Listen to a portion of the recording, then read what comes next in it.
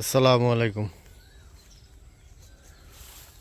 আমাদের পুকুরে যে কুমড়া লাগাইছিলাম সেই কুমড়ার ক্ষেত এটা। কুমড়া আমরা যেটা হয়েছিল ওটা ছিঁড়ে নিয়েছি। কুমড়া হারভেস্ট করছি, হারভেস্ট করার পরে আবার বৃষ্টি হয়েছে, মানে বৃষ্টি হওয়ার পরে দেখেন, আলহামদুলিল্লাহ আবার নতুন করে অনেক কুশি ছাড়ছে। আবার কুশি ছাড়ছে।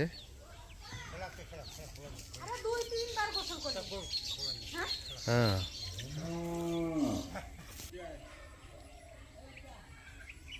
তো এখানে যদি কুমড়ার ফল না ধরে, মানে কুমড়া দেখা যাইতেছে ফল ধরবে।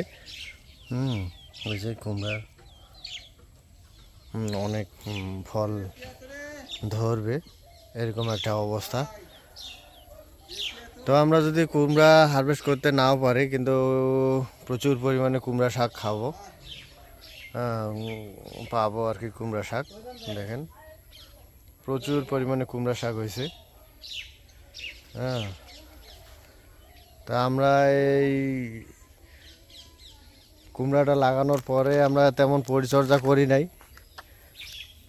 এই যে আমার ওই চাষা আছে, লতিফ চাষা, ওই চাষায় একটু পানি টানি দিছিল।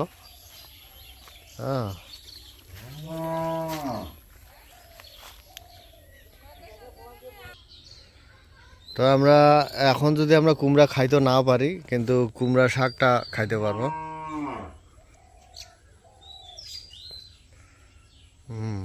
মানে আবার নতুন নতুন করে আবার ডালপালা ছড়াইতেছে, একদম ড্যামাল দিয়ে উঠতেছে। মাঝে মাঝে কুমড়াও আছে।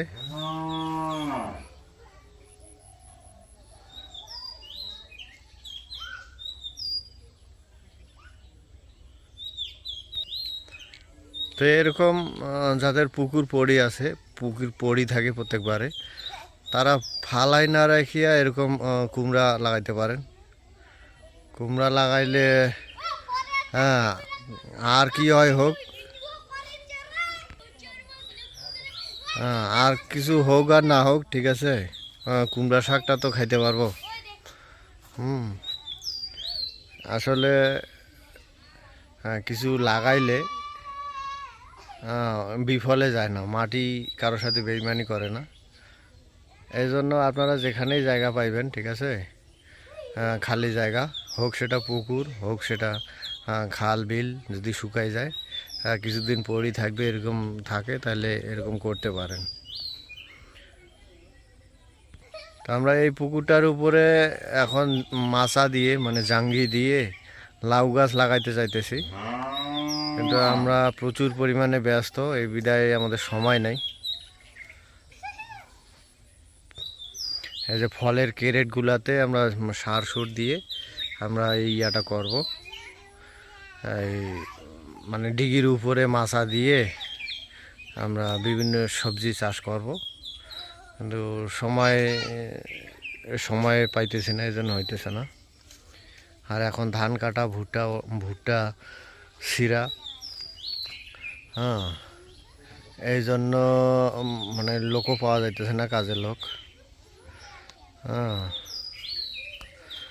তো দেখেন, এটা কুমড়া ছিঁড়ানোর পরে কিন্তু আরও কুমড়া আছে, এই চাষা ছিঁড়তেছে।